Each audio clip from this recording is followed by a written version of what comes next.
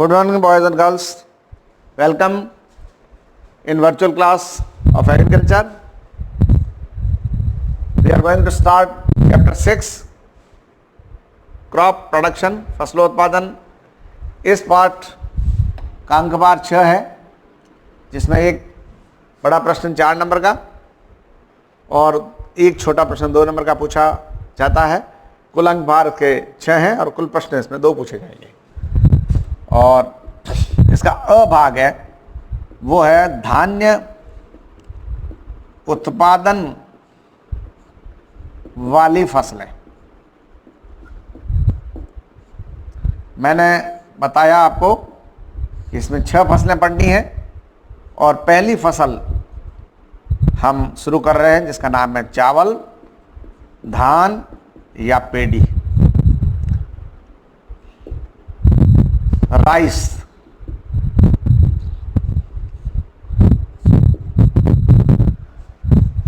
पहला जो बिंदु बताया था मैंने वो था इसका वानस्पतिक नाम, ओराइजा सैटाइवा लीनियस. दूसरा बिंदु इसका कुल का नाम, कौन से फैमिली को ये बिलोंग करता है, पोएसी, इसका पुराना नाम है ग्रेमेनी. तीसरा इसका बिंदु है वो है इसका उत्पत्ति केंद्र क्या है, दक्षिणी पूर्वी एशिया, भारत और चाइना. और चौथा बिंदु इसका है सामान्य जानकारी या इसका महत्व. सामान्य जानकारी या महत्व, इसमें 77 मुख्य खाद्यान्न फसल है. 77 से 79% इसमें कार्बोहाइड्रेट पाया जाता है. यह मुख्य खाद्यान्न फसल है. इससे कई प्रकार के पकवान व्यंजन बनाए जाते हैं. ये पैकिंग सामग्री के रूप में भी काम आता है. और इसका जो पानी के साथ धुलाई करके इसका जो निकाला जाता है, कफ निकाला जाता है, उसको कपड़ों पर लगाने के काम में, सलवटें वगैरह निकालने के काम में भी लिया जाता है. अब इसका मुख्य बिंदु है खेत की तैयारी. मैंने कल बताया था आपको, इसके अंदर 4 बिंदु आपको देखने हैं.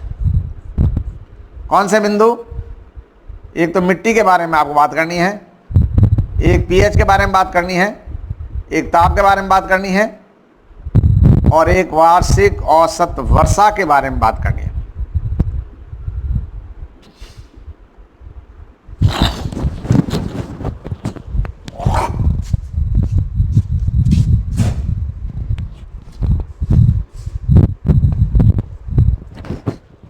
मिट्टी इसकी कैसी है?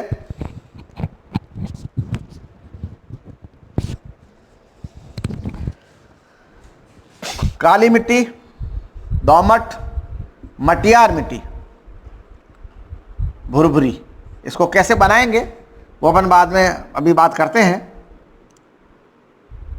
मटियार मिट्टी, इसका पीएच 7 होना चाहिए, यानी कि न्यूट्रल. आप इसका 25 से 35 डिग्री सेंटीग्रेड पकने के लिए वार्षिक औसत वर्षा 120 से 125 मिलीमीटर वार्षिक औसत वर्षा इसके काम आती है. खेत की तैयारी करने के लिए हम 2 विधियां काम में लेते हैं, एक बुवाई और एक पौधरोपण. अब इसके लिए आप देसी हल से या मिट्टी पलटने वाले हल से, हैरो से या कल्टीवेटर से इसकी जुताई करते हैं. जुताई करने के बाद में इसमें पानी दे दिया जाता है ताकि इसके अंदर जितनी भी खरपतवार है वो उग जाए, और खरपतवार उगने के बाद में वापस एक बार फिर इसकी पलटाई कर लेते हैं, जुताई कर लेते हैं, मिट्टी में मिला देते हैं, फिर इसमें बुआई करते हैं। ये खेत तैयार हो गया बुआई के लिए। पौधरोपण में क्या होता है, पौधरोपण में हम जो पानी भरा हुआ होता है जहां मिट्टी में, उसमें उसकी जुताई करते हैं, 2-3 जुताई करके फिर उसमें छिड़काव विधि से इसके अंदर बीज डाल दिए जाते हैं, अंकुरित बीज। और बाद में वो जब उग जाते हैं तो उसको क्यारियों में उसकी पौधरोपण करते हैं। ये इस प्रकार की 2 विधियां इसमें। इसमें नर्सरी तैयार करते हैं, और नर्सरी हम 3 तरह से तैयार करते हैं इसकी। एक सूखी क्यारी विधि, एक आर्द्र क्यारी विधि, और तीसरी है डेपोंग विधि।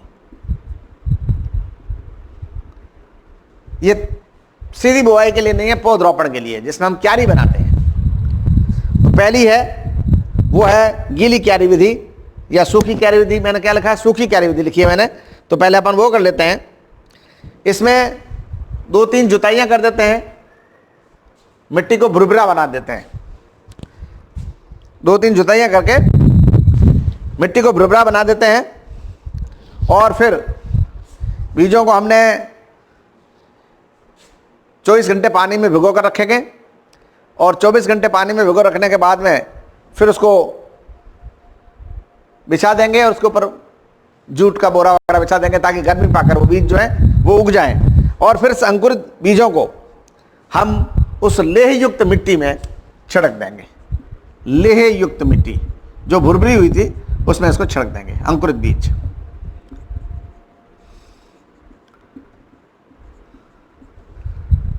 सूखी क्यारी विधि के बाद में हम दूसरी विधि बता रहा हूं मैं आपको, आर्द्र क्यारी विधि।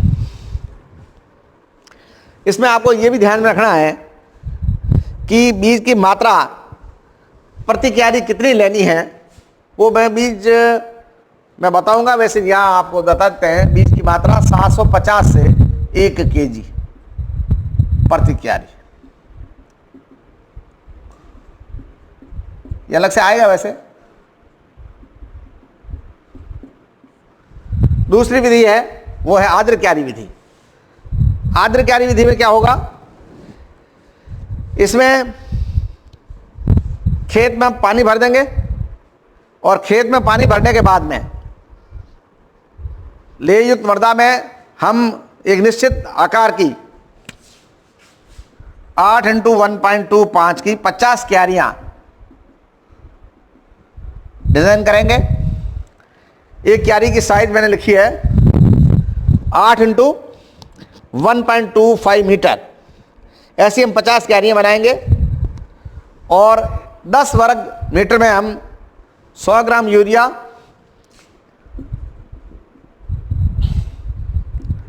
100 ग्राम यूरिया और 50 ग्राम फास्फोरस ये खाद के रूप में डालेंगे, और फिर बीजों को छिड़क के इसमें बो देते हैं। ये हो गई आपकी दूसरी विधि। ठीक है भाई। तीसरी विधि है डेपोंग विधि। IR अंतर्राष्ट्रीय अंतर्राष्ट्रीय चावल अनुसंधान केंद्र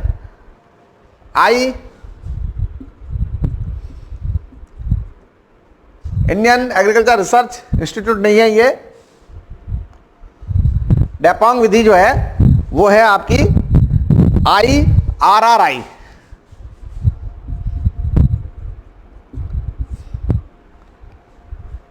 इंटरनेशनल राइस रिसर्च इंस्टीट्यूट।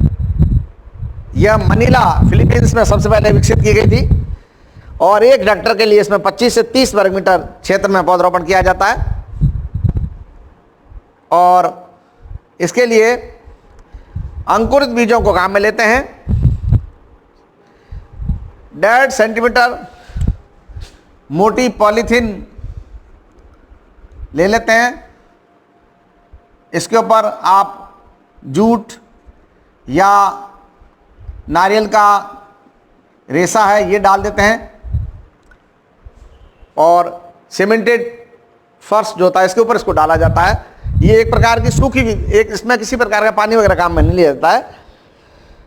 और फिर इस पर बीज डाल दिए जाते हैं अंकुरित, और 10-15 दिन के बाद में ये बीज तैयार हो जाते हैं, उग जाते हैं, फिर इसका हम पौधरोपण करते हैं। तो ये 3 विधियां थी।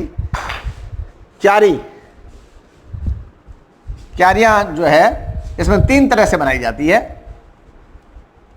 और ये आपको ध्यान में रखना है।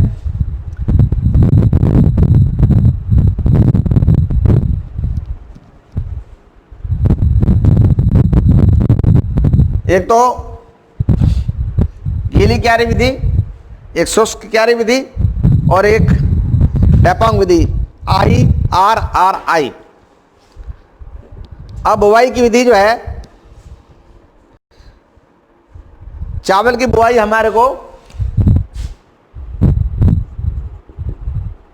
15 जुलाई तक कर लेनी चाहिए।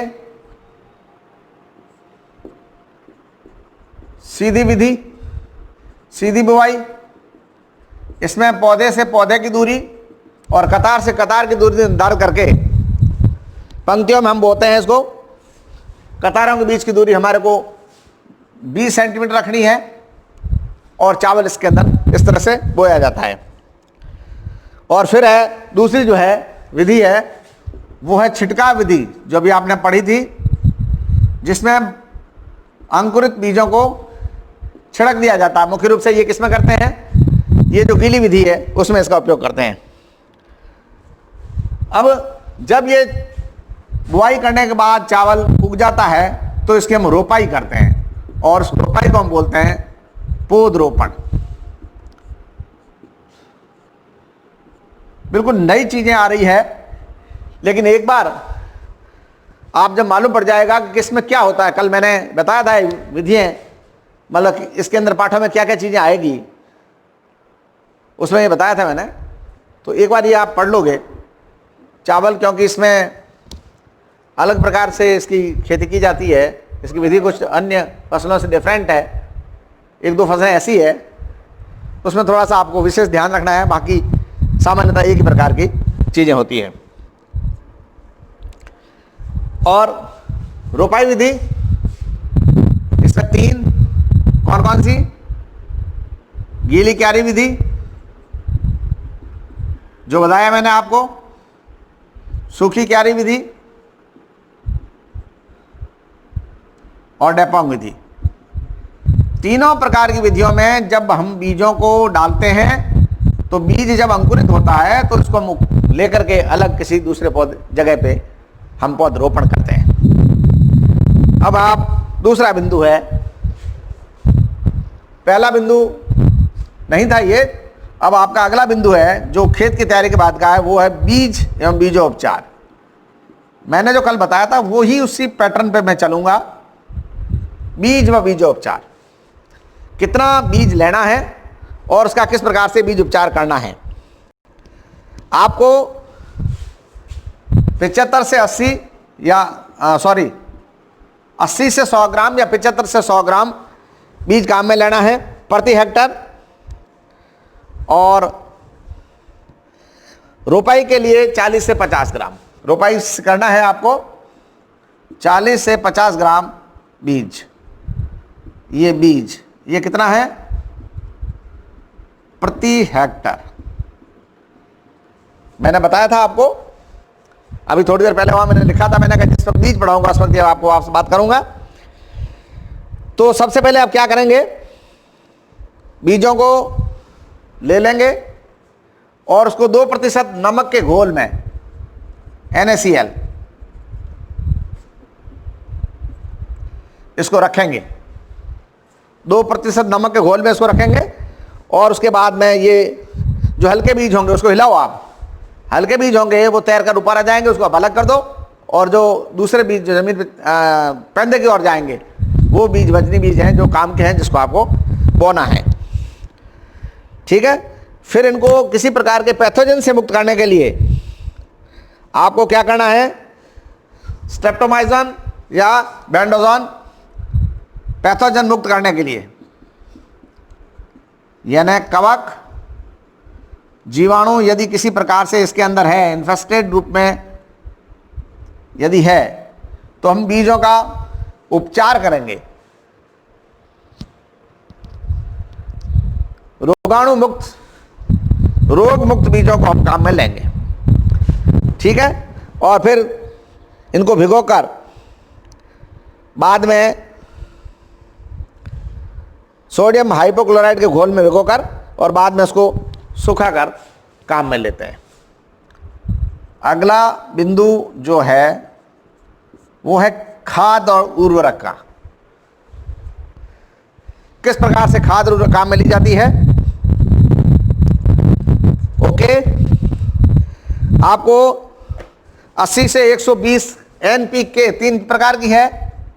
80 से 120 kg नाइट्रोजन, 40 से 60 kg फास्फोरस और 30 से 40 kg पोटास आपको काम में लेना है।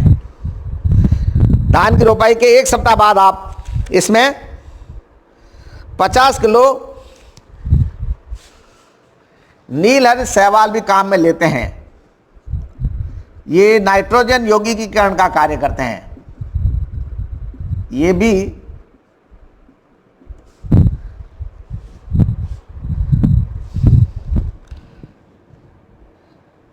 और यदि आप जिंक सल्फाइड भी काम में लें, चावल में एक रोग होता है खैरा रोग, खैरा रोग, तो जिंक सल्फाइड यदि काम में लें 0.5% काम में लें तो ये खैरा रोग इसमें नहीं होता है। नेक्स्ट टॉपिक, नेक्स्ट बिंदु, इरिगेशन, सिंचाई। पहला बिंदु मैंने बताया था आपको, बॉटनिकल नेम, फैमिली,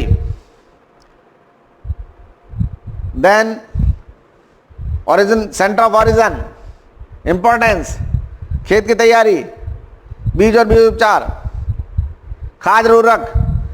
अगला बिंदु जो है वो है सिंचाई। जब इसमें, क्योंकि हम जल में ही इसको उगा रहे हैं नॉर्मली, अंकुरित होने के बाद में 40% पौधे जब स्थापित हो जाएं तो बाली बनने और बीज आने तथा बीज में दूध आने, ये क्रांतिक अवस्थाएं हैं। इसमें सिंचाई की जाती है। अवस्थाओं पर सिंचाई की जाती है।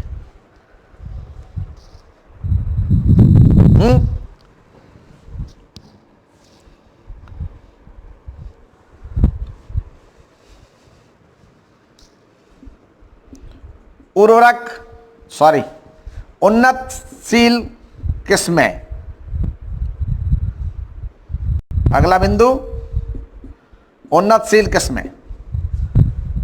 चावल के अंदर कौन कौन सी जो है फसलें काम में, किस्में काम में ली जाती है? पूसा 33 सीधी बुआई के लिए, पूसा 44 और गोविंद। सीधी बुआई करते हैं, सीधी बुआई में पूसा 34, पूसा, गोविंद, जया, ये कुछ उन्नतशील किस्में हैं। पूसा सुगंध है ना, पूसा 44 लिखा नहीं, पूसा सुगंध। और अब है संकर किस्में। संकर किस्में भी हम काम में लेते हैं, तो इसमें जया, ज्योति, गोविंद, संकर किस्में हैं सारी। रोपाई के लिए पूसा राइस, रत्ना, कस्तूरी,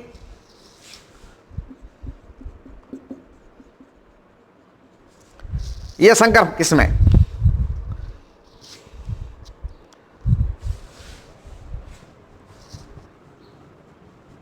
आपसे परीक्षा में ये भी जो एक बिंदु जब सवाल आता है तो उसमें एक बिंदु पूछा जाता है, दो उन्नतशील किस्में। तो दो उन्नतशील किस्में आप सीधी बुआई वाली लिख रहे हैं तो सीधी बुआई वाले दोनों ही लिख दीजिए, संकर किस्में वाली लिख रहे हैं तो संकर किस्में वाली लिख दीजिए, दोनों को आप मिक्स नहीं करेंगे, मैंने कल भी बताया था आपको। अब नेक्स्ट जो बिंदु है वो है खरपतवार उन्मूलन। खरपतवार उन्मूलन यानी निराई गुड़ाई। निराई गुड़ाई ये इसका अगला बिंदु है। खरपतवार नियंत्रण के लिए प्रोटोक्लेयर ये शाकनाशी है, वेरी इंपॉर्टेंट, आपको याद रखना है। एक नंबर के सवाल के लिए तैयार हो जाओ। 2-3 बात प्रोटोक्लेयर 1250 ml प्रति हेक्टर, 1250 ml प्रति हेक्टर काम में लेनी है खरपतवार को नष्ट करने के लिए। और या आपको fenoxaprop 3 ethyl 500 ml, fenoxaprop 3 ethyl 500 ml ये भी शाकनाशी है, इसको आप काम में ले सकते हैं। इसका 20-25 दिन बाद आप छिड़काव करेंगे। इसके अलावा क्लोरोम्यूरॉन इथाइल, क्लोरोम्यूरॉन इथाइल, ये बेटा नाम तो आपको याद रखने हैं, क्लोरोमिथाइल ईरॉन या पायरोजो सल्फ्यूरॉन।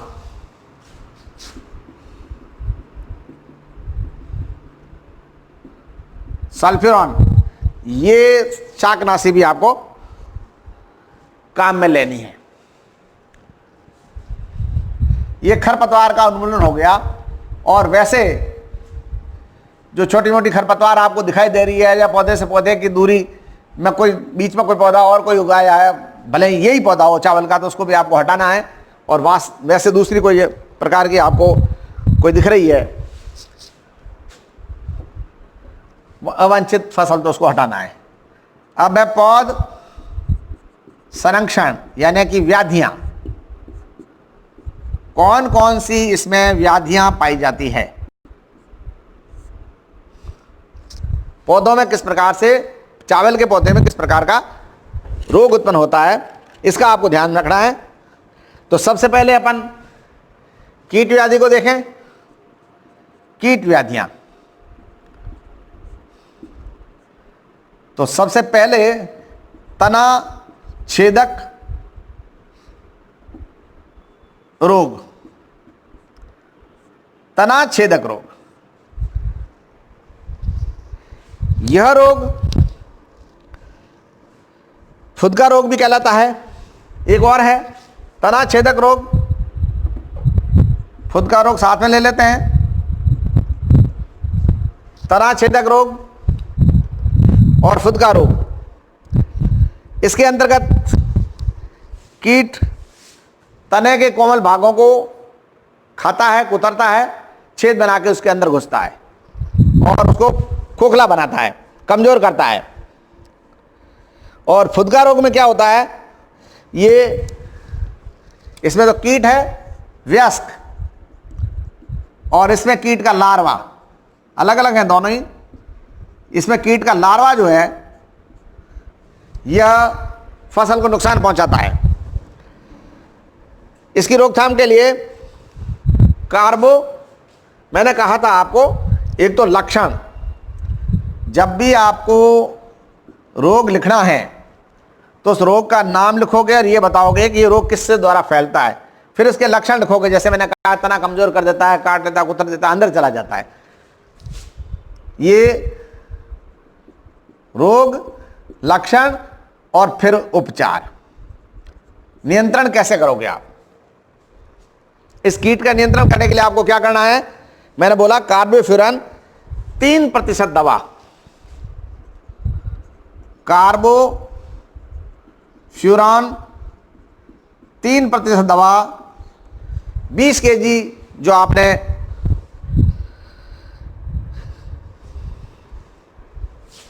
या फोरेट, कार्बोफ्यूरन 3% दवा 20 kg ये लेनी है काम में, या फिर आपको लेना है फोरेट 10% दवा 15 kg, 10% दवा 15 kg इस तनाछेदक और फुदका रोग के लिए काम में लेनी है। अगला रोग थ्रिप्स या गद्दी रोग।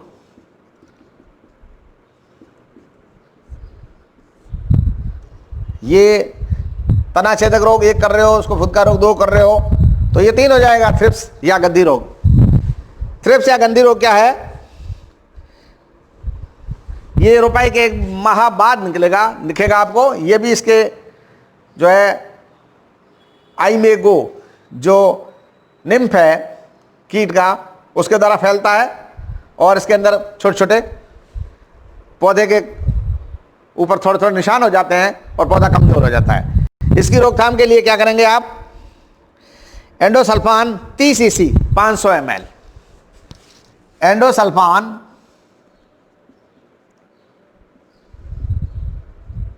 30 cc 500 ml दवा का आपको छिड़काव करना है। ये हो गया आपका कीट रोग 3 है। अब आपको मैं इसी में अन्य रोग बताता हूं। इसमें blast of rice, blast of rice ये एक रोग है।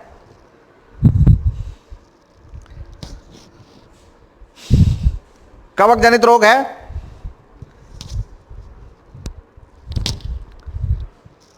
ब्लास्ट ऑफ राइस कवक जनित रोग।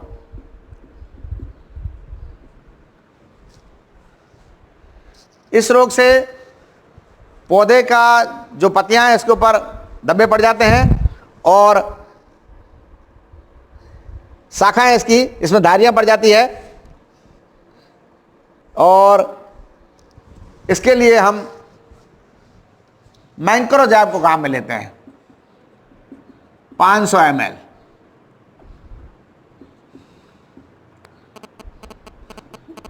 रोकथाम के लिए जीवाणु अंगमारी ब्लाइट,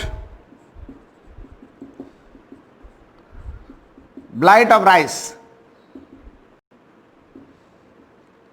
इसमें भी ये जीवाणु जनित रोग है। इसमें हेलमिंथोस्पोरियम था, हेलमिंथोस्पोरियम नाम आप लिख सकते हैं। जीवाणु में ब्लाइट ऑफ राइस है, इसमें धारियां पड़ जाती है, वही चित्तियां पड़ जाती है, धारियां पड़ जाती है, और इसकी रोकथाम के लिए आपको काम में लेनी है स्ट्रेप्टोमाइसिन। स्ट्रेप्टोमाइसिन 25 ml, 25 ग्राम 500 ml। स्ट्रेप्टोमाइसिन 25 ग्राम 500 ml का छिड़काव करना है आपको। खैरा रोग, ये जिंक की कमी की वजह से होता है, और इसके लिए मैंने पहले बताया था 0.5% आप जिंक सल्फेट को काम में लेते हैं तो इस रोग का निदान हो जाता है। खैरा रोग, ठीक है भाई। ये अन्य रोग भी हो गए, पौध संरक्षण हो गया।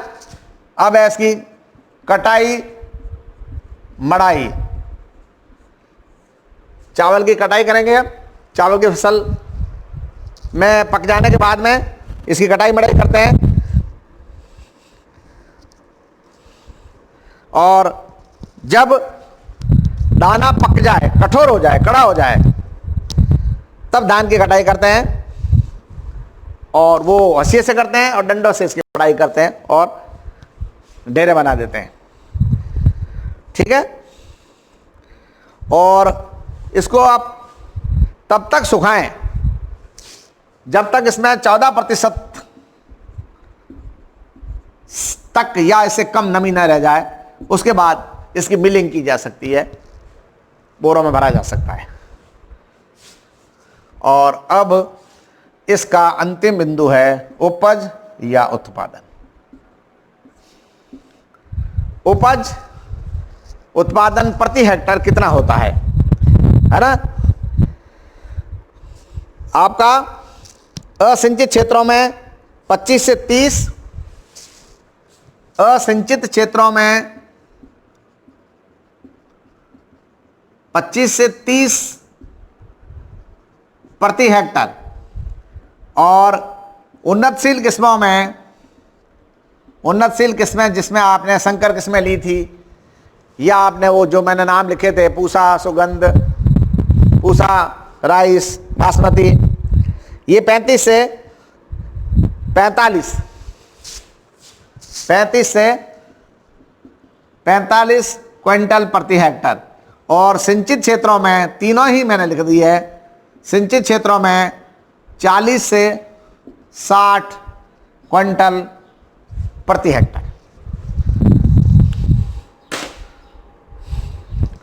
ये मैंने आपको जानकारी दी धान या चावल के बारे में, है ना। धान और चावल के बारे में मैंने आपको जानकारी दी, और मैंने आपको बताया कि किस तरह से इसमें ये कौन कौन से बिंदु काम में लिए और कौन कौन सी चीजें मैंने आपको बताई। मैंने बताया आपको कि इसका बॉटनिकल नाम क्या है, मैंने आपको बताया ये कौन सी फैमिली को बिलोंग करता है, और इसके उत्पत्ति केंद्र कौन कौन से हैं, इसका बायोलॉजिकल, एग्रीकल्चरल, केमिकल, जो कुछ भी है, मैन्युफैक्चरल, इसका रोल क्या है, महत्व क्या है, सिग्निफिकेंस क्या है। फिर मैंने आपसे बताई खेत को कैसे तैयार किया जाता है सीधी बुआई के लिए और क्यारी के लिए। मैंने बताया हेरो कल्टीवेटर वगैरह लगा करके किस तरह से खेत को तैयार किया है, मिट्टी को लेह युक्त बनाया है, भुरभुरी बनाया है। यदि पानी वाला है तो उसके अंदर भी जुताई करते हैं 2-3, उसमें छिड़काव विधि से बीज बोते हैं। किसी में जो कतार से कतार के बीच की दूरी बना करके, जैसे मैंने बताया था 20 सेंटीमीटर कतार से कतार के बीच की दूरी रख करके बीज को बोते हैं।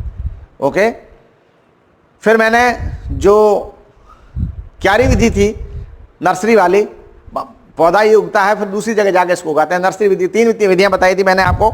एक गीली क्यारी विधि, एक मैंने बताई आपको शुष्क विधि, और एक मैंने बताई डॉपांग विधि, IRRI, international research rice research institute, Manila Philippines में विकसित की गई थी। इसको सूखी विधि भी कहते हैं क्योंकि ये टाट के बोरों पे सीमेंट के जो कंक्रीट है उसके ऊपर बोरे वगैरह बिछा के, टाट बिछा के, जूट वगैरह बिछा के इसके ऊपर बीजों को डाला जाता है, और अंकुरित होने के बाद में इसको क्यारियों में पौधरोपण किया जाता है। गीली विधि में वैसा ही है, 8 × 1.25 की 50 क्यारियाँ बनाते हैं, और प्रति क्यारी प्रति 10 वर्ग फुट मीटर में हमने जो है 100 ग्राम ना फास्फोरस और 40 ग्राम हमने उसमें फास्फोरस, और वो मैंने 100 ग्राम जो है नाइट्रोजन डाली थी। फिर बीज कितना लेते हैं, बीज और बीज उपचार बताया था मैंने। सो बीज कितना लेते हैं, 75 से 100 ग्राम या 80 से 100 ग्राम बीज लेते हैं, और बीजों को उसको भिगो के NaCl में 2% NaCl में भिगो देते हैं, और उसके बाद में सोडियम हाइपोक्लोराइड से इसको धो करके सुखाते हैं, फिर पानी में इसको भिगोते हैं, उसके ऊपर बोरा वगैरह डालते हैं तो गर्मी वगैरह से बीज अंकुरित हो जाता है। फिर उसको छिड़काव विधि से या रोप जैसा भी कतार विधि से बोना है बोते हैं। ठीक है, उसके बाद तीसरी जो बात थी वो थी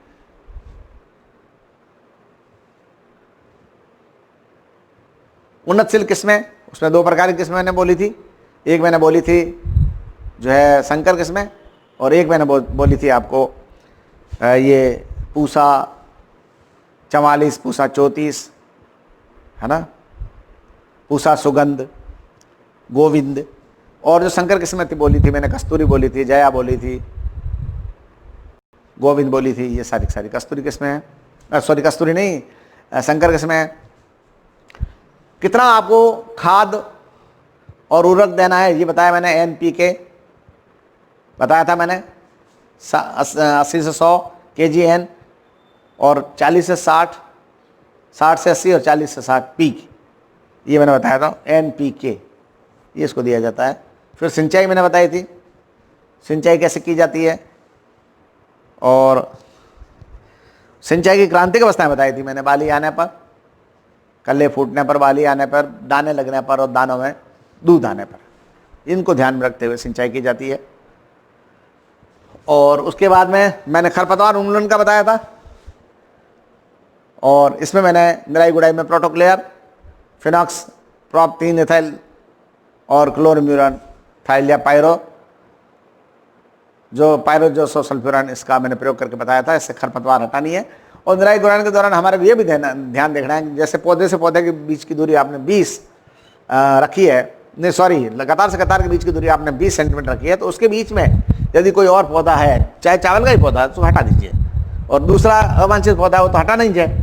और उसके अलावा ये जो आप खरपतवार नाशी काम में लेंगे तो इससे पौधे के अंदर खरपतवार दूसरी जो है वो नष्ट हो जाएगी। पौध संरक्षण में जो व्याधियाँ हैं उसके बारे में मैंने बात करी थी। मैंने कहा था 2 प्रकार की व्याधियाँ हम देखते हैं, पहले कीट व्याधियाँ, दूसरी अन्य व्याधियाँ।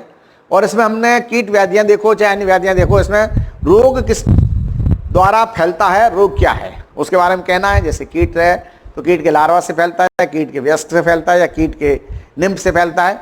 उसके बाद में उसका क्या लक्षण है, क्या कर लेता है, और उसके बाद में उसका क्या उपचार करते हैं, ये बताया मैंने। अन्य रोगों में मैंने ब्लास्ट ऑफ राइस भी बताया जो कवक से फैलता है, जीवाणु की अंगमारी बताई जो कि जीवाणु से फैलती है, और खैरा रोग जो जिनकी कमी से फैलता है, ये बताया मैंने आपको। और फिर कटाई मड़ाई, जो सूख जाता है दाना, उसको देख लेते हैं। आप खेत में जाते हैं, उसमें आप देखें कि दाना में 14% सूख गया लगभग, उसमें नमी नहीं है, तो उसकी कटाई कर जाती है हंसिए से, फिर डंडों से इसकी बढ़ाई कर दी जाती है, और तब तक इसको मिलिंग नहीं करते हैं जब तक इसमें 15% से कम या 14% से कम पानी नहीं रह जाता है। और लास्ट, हमारे को इस खेती से कितनी पैदावार मिलती है, ये असिंचित क्षेत्रों में 25 से 30 क्विंटल मिलती है, उन्नतशील किस्मों में 35 से 45 क्विंटल मिलती है, और सिंचित क्षेत्र में 40 से 60 क्विंटल मिलती है। तो this is all about rice. Rice के बारे में जो कुछ आपको सुनाना था मुझे, वो मैंने सुना दिया। आप इसको देख लीजिए अपनी बुक से, और इसके अलावा आपको नोट्स भेजे जाएंगे, उस नोट्स में सारी बातें लिखी हुई होगी, 1-2 बिंदु ऊपर नीचे कहीं आप देख लीजिए। आपके सुनने में या मेरे कहने में कहीं अंतर रहा है तो वो आप देख लीजिएगा और उसको तैयार कर दीजिए। जो चावल की क्यारियों की विधियां हैं ये थोड़ी इंपॉर्टेंट है, इसको आप देख लीजिए। और 4 नंबर का सवाल इस पाठ में से बड़ा सवाल है, तो किसी भी एक फसल पे आ सकता है, और 2 नंबर के सवाल जो आते हैं 1-1 नंबर का, उसमें रोग पे आ सकता है या उन्नतशील किस्मों पे आ सकता है। तो ये इस तरह से आपको तैयार करना है। तो this is all about today. Have a nice day. Thank you very much.